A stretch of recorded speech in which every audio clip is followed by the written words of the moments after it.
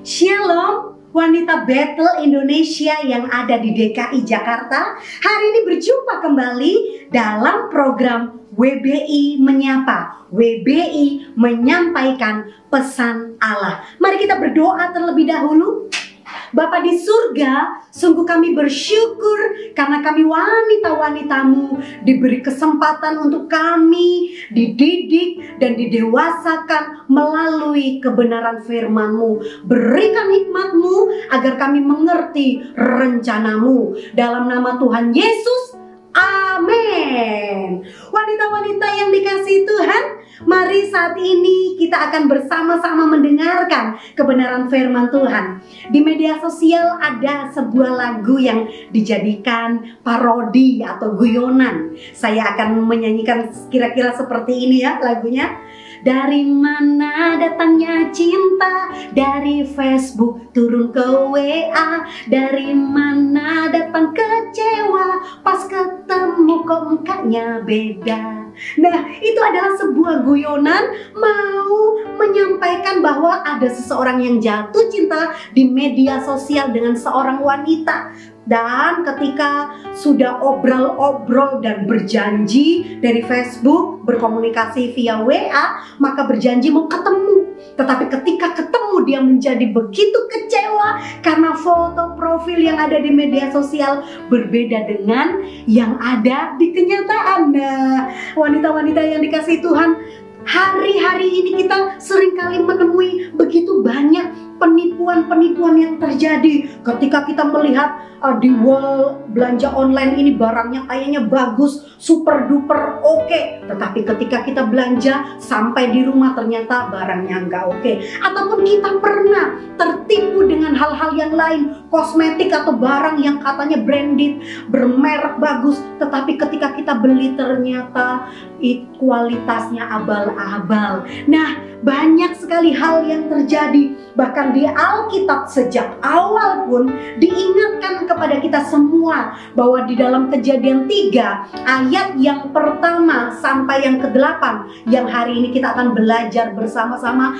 di situ mau mengingatkan waspada penipuan. Dan inilah yang akan menjadi tema khotbah hari ini, bahwa waspadalah terhadap penipuan. Karena dari Alkitab juga dari awal sudah menyampaikan pesan ini agar semua wanita-wanita boleh belajar dari kisah Hawa tentang bagaimana ia tertipu oleh sesuatu yang kelihatannya indah, sesuatu yang kelihatan menjanjikan, tetapi itu membawa dia kepada kebinasaan.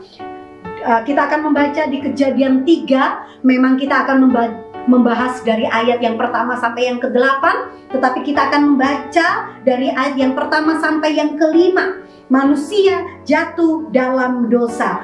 Adapun ular ialah yang paling cerdik dari segala binatang di darat yang dijadikan oleh Tuhan Allah. Ular itu berkata kepada perempuan ini, tentulah Allah berfirman, semua pohon dalam taman ini jangan kamu makan buahnya, bukan? Lalu sahut perempuan ini kepada ular itu, buah pohon pengetahuan dalam taman, pohon-pohonan dalam taman ini boleh kami makan. Tetapi tentang buah pohon yang ada di tengah-tengah taman itu, Allah berfirman, jangan kamu makan ataupun raba buahnya, nanti kami mati. Tetapi ular itu berkata kepada perempuan ini, sekali-kali kamu tidak akan mati. Tetapi Allah mengetahui bahwa pada waktu kamu memakannya, matamu akan terbuka dan kamu akan menjadi seperti Allah, tahu tentang yang baik dan yang jahat. Dan selanjutnya kita juga bisa tahu apa yang terjadi, bahwa Hawa tergoda. Lihat buah itu memberi pengertian, menarik hatinya sehingga dia tertipu dengan rayuan iblis. Dia memakannya, bahkan dia juga memberikannya kepada Adam suaminya. Dan ketika mereka sudah menikmati buah pohon pengetahuan yang jahat dan yang baik ini, mereka tahu, mereka sadar, mereka telanjang, dan mereka membuat jubahnya atau cawat dari daun pohon ara. Dan ketika Allah berjalan-jalan di Taman Eden mencari dan memanggil mereka, mereka bersembunyi, mereka tidak mau bertemu adalah karena mereka tahu mereka melakukan kesalahan. Rekan-rekan yang dikasihi Tuhan, wanita-wanita Allah, waspadalah terhadap penipuan. Ular itu adalah binatang yang sangat cerdik. Ular itu merupakan ciptaan Allah. Bahkan ular itu terkenal akan kepintarannya dan kepandaiannya. Tetapi lihat di sini, iblis memakai ular sebagai alatnya. Bahwa melalui ular, iblis mau menyerang Allah melalui ciptaannya.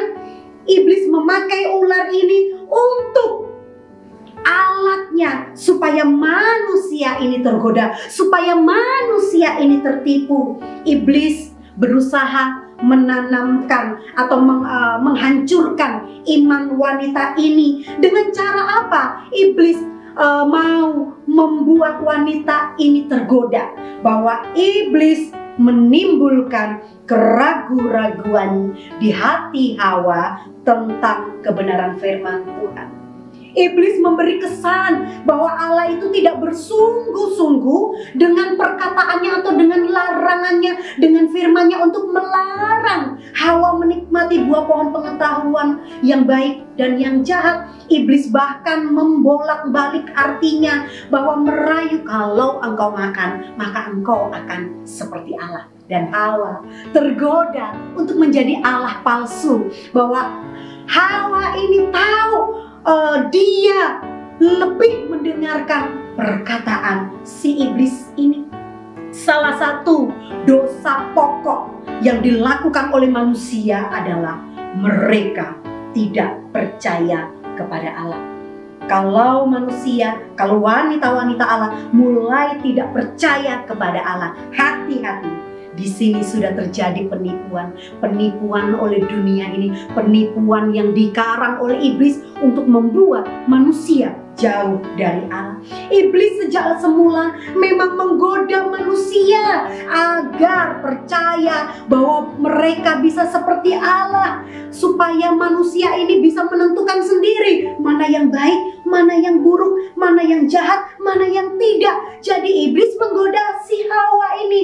Dengan demikian, ketika manusia berusaha mau seperti Allah, tidak lagi bergantung kepada Sang Pencipta, tidak mau bergantung lagi kepada Sang Maha Kuasa, maka manusia sedang berusaha menjadi Allah palsu, menjadi Allah jadi-jadian.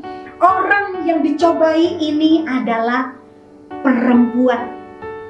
Nah, apa sih yang terjadi ketika Hawa ini bisa tergoda oleh si iblis? Kita kalau melihat diceritakan di firman Tuhan bahwa ketika perempuan ini sedang berjalan-jalan sendirian, selain dia sendirian, dia jauh dari suaminya. Ketika dia sendirian, dia jauh dari suaminya, dia itu dekat dengan pohon yang terlarang itu.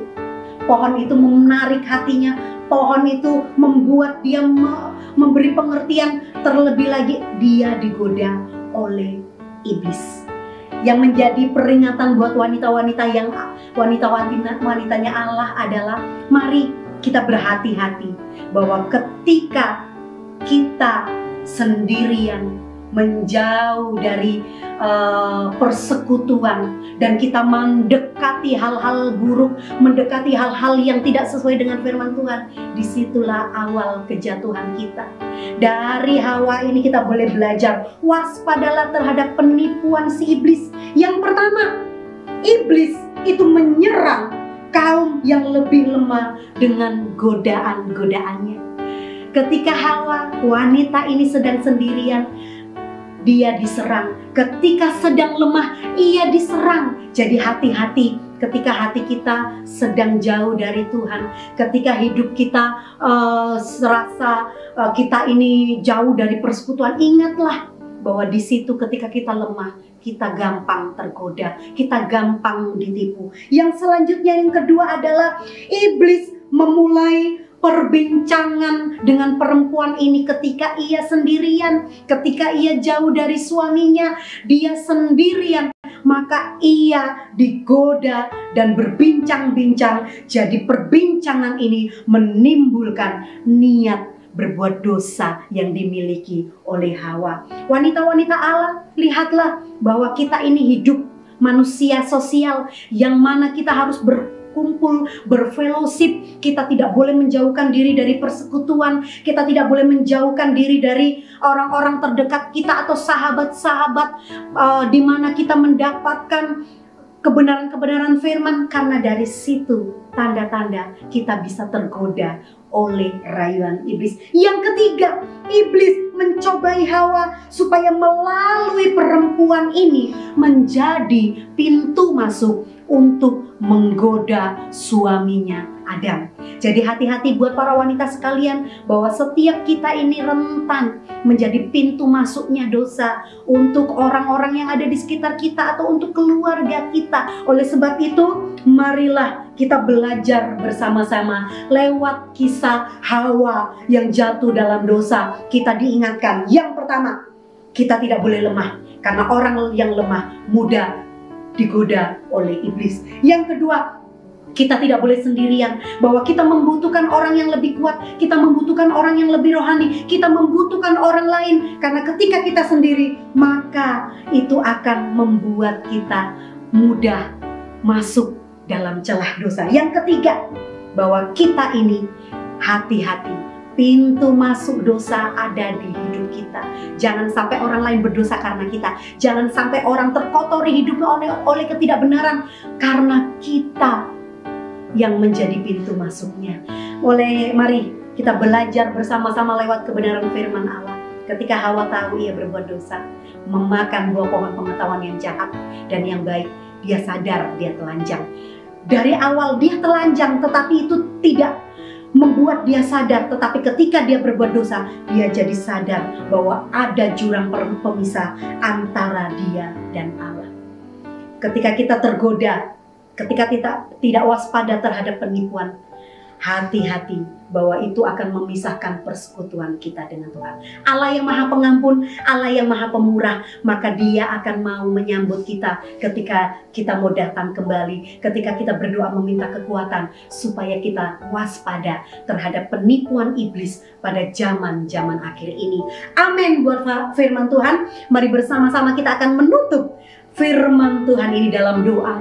Sungguh kami bersyukur bahwa kami boleh diingatkan kembali ya Tuhan oleh Ibu Hawa. Kami wanita-wanita harus kuat, kami wanita-wanita harus hidup dalam persekutuan satu dengan yang lain. Dan kami wanita-wanita tidak boleh membiarkan dosa masuk ke dalam hidup kami, sehingga kami tidak mempengaruhi orang lain untuk jatuh dalam dosa. Berikanlah kami kemampuan, ampunilah apabila kami mulai tergoda, apabila kami mulai tertipu dengan tipu muslihat iblis. Biarlah Allah yang akan menopang kami semuanya. Segala hormat dan kemuliaan hanya bagi nama Tuhan. Haleluya, amin. Sampai jumpa semua wanita-wanita.